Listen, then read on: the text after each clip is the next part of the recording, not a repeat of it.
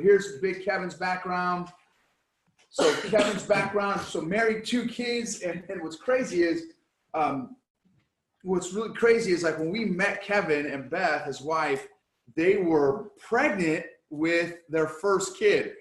So it's cool. And now Big Sam is at Liberty University, and he's playing hockey on their team and stuff. So just to see that, man, it's just a kind of a reminder of just how far we go back. And also West Point grad, Gulf War veteran, 82nd Airborne Division. He's an investor, helped kind of literally like start a Christian academy here in Fayetteville, where we live in this area. K through 12 school, awesome school. In fact, there's a little quick story about Freedom Christian Academy. When you walk in, there's a huge wall, and on this wall is the signing, right? Isn't it the signing of the Declaration of Independence? And so the whole wall is the signing. So like the signers are like huge, you know what I mean? Yeah, it's just a powerful visual reminder walking in. Just again, Freedom Christian Academy. Just remind ourselves about freedom. So it's really cool. Also, is a real estate investor, financial investor, venture capitalist, entrepreneur. He mentors business, mentors entrepreneurs. And again, the cool thing, I'm reading this book. This was not even actually part of the plan, but here's a little free promo for my buddy. That's my buddy. He's he's not my buddy. he knows me, but we're not like homies. Our head pastor wrote a book just now. It's called Empowering Leadership. And one of the things that he talks about in this book, Empowering Leadership, is he says that, what's the culture of your organization, right? Whether it's Chick-fil-A or it's, like Derek, his real estate company, whether you've got a craft shop or whatever your deal is, or even the military, your squad, your platoon, your company, your battalion. What is the culture of your organization? Because here's the deal: it's like breath, right? Your breath smells, right? Everyone's got an odor, okay? It's just, how does it smell, good or bad? How does your culture smell? Does it smell good or bad? So he talks about leader development culture, and Kevin has been developing leaders for over 2 decades now, and mentoring people. And again, he's also a zillionaire, like no joke. His emergency funds have emergency funds. You know what I mean? His investments have investments. You know what I mean? And no joke, he is and I'm not just because he's been mentoring me. He is a financial genius. Like no joke, a financial genius. So, an opportunity to hear from a multi-millionaire, entrepreneur, investor, real estate. Like again, he's got all the different types of portfolios in terms of assets that you can have. He's got them all. And literally, so what's super cool is he is the millionaire next door, which is super cool. So lives just up the street here, and one of the most humble dudes you'll ever meet, but just super amazing skinny. So super excited for you guys to get a chance to hear from our mentor, Big Kevin. So Kevin, take it over, brother. All right. Let's give Noble a hand for putting all this together. And Derek and Zach, thank you so much for being willing to share. You guys get something out of that? I mean, it's amazing. I was inspired listening to Derek and the jump that he took. I'm like, I know one thing, he's got a lot more courage than I do. I mean, just jumping in like that and making it happen. But, at some point you got to make a decision to believe in yourself. And some of you will do it like Derek. Some of you will maybe don't have the same tolerance for risk. And is there anybody that is like very careful in everything they do? Anybody in here like that? So I had to start off a little bit different than Derek did. And I was a company commander in the 82nd. I was actually a first lieutenant as a company commander because they had relieved the commander. And so I was doing the XO position and the company command position. And some of you may not know what that means, but how many of you have ever been in a new job before? And it's kind of overwhelming because you're trying to learn everything.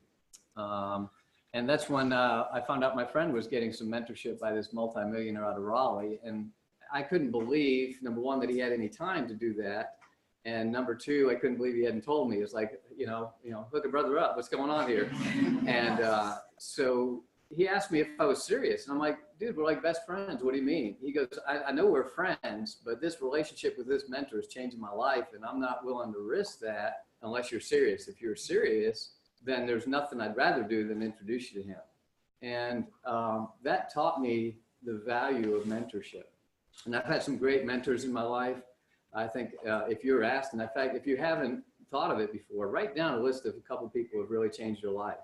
And I can think of a coach in school. The first real one that I remember, though, is Lloyd Austin. For the military guys, you remember him because he was the 4-star CENTCOM commander that just retired. He was my TAC officer at West Point. And so he mentored me through the military. I got mentorship from another guy at the academy there on finances, just learning about investing during the Gulf War. One of my mentors says this: in every adversity, there's a seed of equal or greater benefit. Okay. And, you know, listening to anybody that succeeded, they've turned, you know, lemons into lemonade somehow. They've, you know, as a business owner, you've got to own it. And that's what I find is the challenge in this day and age, is that most people don't own what they're doing. They don't own their job and treat it like, hey, the buck stops with me. I'm going to take pride in what I'm doing.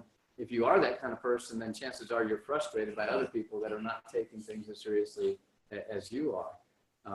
And so that's why you're here. That's why not everybody's here, but people that take pride, that want to grow and be better. That's what you do. So anyway, I started learning and realized that if you find mentors, it's no longer guesswork, because I look at the first 20 some years of my life and I would hear about a book, but it was, you know, a happenstance. And then I would find something, but it was like my success was happening by accident. When you have a mentor, it can happen by on purpose. Does that make sense? And so whatever area you want to succeed in, find somebody. Like Noble talked about marriage before. Our pastor, Michael Fletcher, said, look, if you want to have a good marriage, that doesn't happen by accident either. You better look around and find a marriage you like and say, that's what I want, and start modeling it after that. And so the way I got started was just a small business on the side of what I was doing full time. And to me, I could do that because I wasn't risking. I was willing to work. I was willing to give up sleep. That's no problem. But I didn't want to risk things with my family and my finances and everything. And so I just got started part-time. And there's a lot of opportunities out there where you can do that. And the biggest thing I got from that part-time was the mentorship, and started to learn. And I learned that there's different kinds of assets. I had known about financial assets because I had been an investor from very early on. As a young kid, a relative bought me some stock when I was 6 years old. And so it kind of got me interested. As a teenager, I was regularly investing in mutual funds and stuff like that. My daughter's 17. She's got $25,000 in the bank and no debt. And that's her money. It's not inherited money. She's worked for it. She's put it away. She's dollar cost average. She's gotten a good return. She's made several $1,000s, you know, just, you know, from her assets growing and everything. My son too. And so you can have financial assets. I also, as I transitioned out of the military, I got my real estate license. And I started reading about that. I have a mentor, a guy named Zan Monroe, who's done very well, a great teacher. And he taught me the ropes in real estate. I have a financial mentor, a guy named Dave Blaine. He's got a book coming out as well. He's a West Pointer as well, Zach. I don't know if you know him. He's an '89 grad. And he's got his own radio program and that kind of thing. And so I appreciate you calling me a genius in finance, but he's a genius. I'm the guy who knows the genius, you know what I mean? And by the way, you don't have to know squat. You just got to know people that know squat. You know what I mean? And so if you surround yourself with the right people, like Robert Kiyosaki says, show me the 5 people you hang around the most, and I'm probably going to show you your future. You know, financially and most other areas of your life too. And so select carefully. It doesn't mean you ditch your other friends, but you've got to spend some time there around people that are where you want to be. So I've bought 3 houses in a week before without even seeing them, and done some of that kind of stuff. We just bought a beach house. We're closing on Wednesday. This is our first vacation property. My wife is like excited about that because we can also go there and use it. And like Zach said, I love that. I'm going to adopt that too. I'm sure we'll be at the beach house next week and like, are we making money? Yes, we're making money. So fast forward 26 years, in the month of January, I made more money from my assets than I did in almost 2 years as a captain. Without going to work, without having to do a thing. I could have been anywhere in the world. And I don't say that to brag. I say that that's your future if you follow somebody that knows how to build assets. If you don't follow somebody that knows how to build assets, then you are going to be the asset, and somebody's going to use you as an asset to build their asset. And that's why I respect what Zach says so much about his people. The reason why, in my opinion, that Zach is successful is because who he's following and how he's treating people. When you invest in people and they're not just your workers, your employees, when you're trying to coach them, even coach them to own their own franchise. Here he did all the work to train them and could really use them in his business, and he's releasing them into the world to have their own assets and everything. And to me, that's enormous. He's going to get a great reward for that. And so there are ways to do that. You just got to find the right people. And Noble and I have been mentoring people for many years. Noble came up with a brilliant idea because we mentor very specifically. But we realize that not everybody's going to get into that inner circle and specifics, and yet we both have a heart to change people's lives. I mean, I want to change the world one family at a time, the same way my life was changed by somebody else.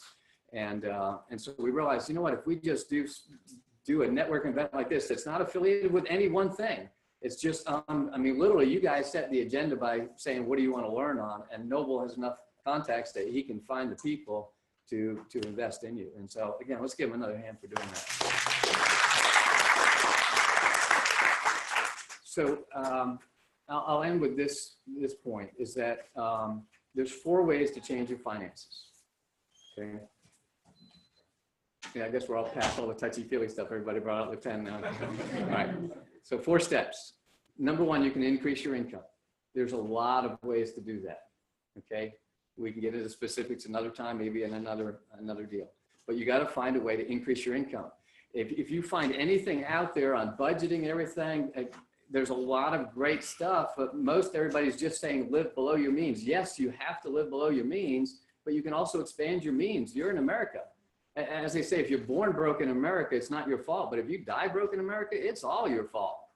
I mean, people come to this country with nothing and end up being millionaires. In fact, you're more likely to be a millionaire if you're a foreigner that comes here because you fought to get here for the American dream and you didn't settle for the American job, okay? So number 1.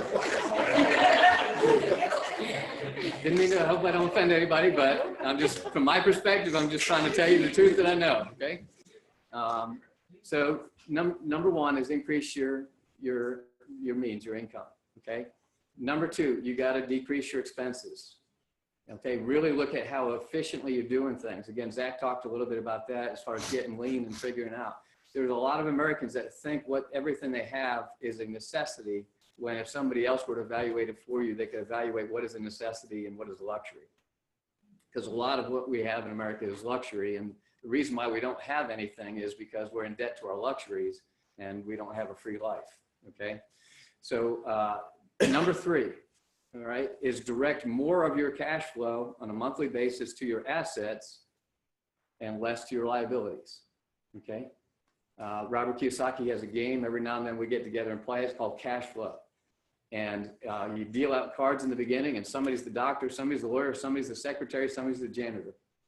And normally the doctor or lawyer gets their card and say, wow, man, I make hundreds of thousands of dollars a year. But then you look at their expenses and they're hundreds of thousands of dollars a year, okay?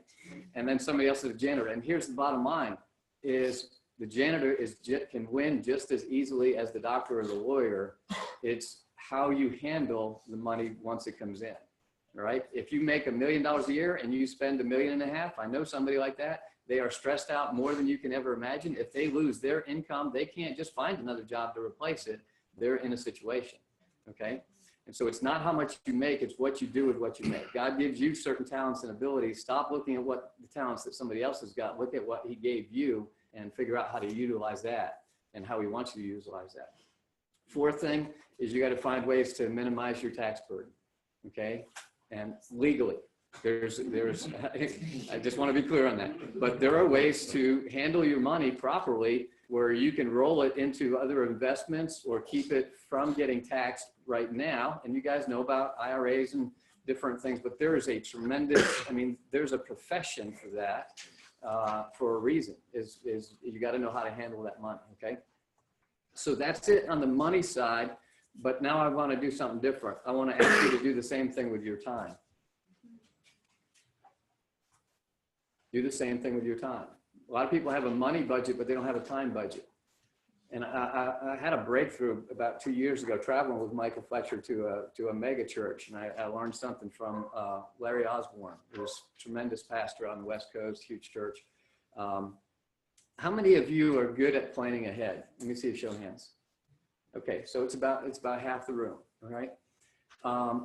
If you're not good at planning ahead, which it's helpful if you are, you utilize that skill, maximize it, okay? But if you're not, then you need to be good at looking back. Here's what I mean. If you're not good at planning your budget out ahead of time, like Dave Ramsey said, I mean, you want to spend every dollar, first on paper and plan it ahead. But if you don't have those skills, then look back at where your money went last month and see if you're happy with it. Okay, so how does that work with time? Well, if you're not good at planning this next week out, it's going to cost you. But at the end of the week, look back and see where your time went and at least make some adjustments. Okay, does that make sense? Because some of you, I know it's just not a strength. Find somebody else who it is a strength and overcome. But in the meantime, at least look back and say, wow, where did my time go? And if you can log your time in 15-minute blocks and see where it went. And a good example is my son, getting into hockey and sports, he started watching every team. I'm like, Sam, there's so many channels that run sports 24 hours a day, 7 days a week. You could literally sit here and not move for the rest of your life and not see even a fraction of what's out there. And he was looking at me like, okay, Dad, what's your point? So my point is, which part of it do you really want to see? And which part of it do you want to spend go making your life instead of watching somebody else's? There's always more that you can. And so if you got to figure out how much time is the right amount of time for you to be off and doing the things you want to do. And if you choose that, then you'll make sure that your time is the most well spent. And I'll tell you that my motivating factor was growing up, my dad worked 3 jobs. And I never got to see him. I respect him so much for being willing to work so hard. And his goal, he didn't care if he was half dead. He just wanted to make sure my mom was home with his 3 boys so that they had somebody there that could take care of them and somebody that could look out after them and that kind of thing. And that was his investment in us. My mom had 3 boys, so that was her 3 jobs. That was her investment in us, if you know what I mean. And we didn't grow up with a lot of money, but neither did anybody else in the neighborhood, so I didn't even know it. Okay. But what I did know is my dad wasn't there. And I remember thinking, man, I want to be with my kids. And then I find myself with an aerospace engineering degree in the military, gone for 6 months, come back, off to war for 8.5 months in the first Gulf War. And I realized I was gone more with 1 job than my dad was gone with 3. And I realized something needed to change. And that's where adversity can come in. Like Derek talked about, that second, when you get hit in the face sometimes, that's when you stop and you look at your life. Is this really the way I want to live? And you make corrections. So don't complain about what's happened, but stop and use it as a lesson. All right. And I'll this last thing, read something recently. It was really neat. Imagine if half of you were wearing all black and half of you were wearing all white hoodies. And my goal was to get to the back of the room, back where Steve Enlow is back there. All right. And everybody in white was trying to help me get there. Kind of sounds like football or rugby, right? And everybody in a black hoodie was trying to stop me, right? How would you feel about the people in black hoodies if you were the one trying to do that? They're bad. Yeah, they're bad. You'd resent them as obstacles to what you're trying to accomplish. But if you ask Zach or Derek, you ask Noble, you ask anybody that's a business owner, and when they get back there and they turn around and look back, and everybody in a black hoodie takes it off, and underneath they had a white hoodie, and you realize that they were there to create a difficulty so you could learn a lesson, so you could take your life to the next level. So don't resent the black hoodies, all right? They're your friends. What you got to be doing is looking past them and say, well, what am I supposed to be learning from what's going on in my life right now? Because you know what? We watched a movie with my daughter last night, and the person was a victim of their own decisions, and they wanted to blame the world, but it was because they would never stop and think about the consequences of their own decisions and never take responsibility for it. And if you don't do that, you're going to be in the repeat cycle. All right. And if you don't want to repeat bad things, then you got to learn from them and move on. So Noble, thanks again for putting all this together. Let's give him a hand.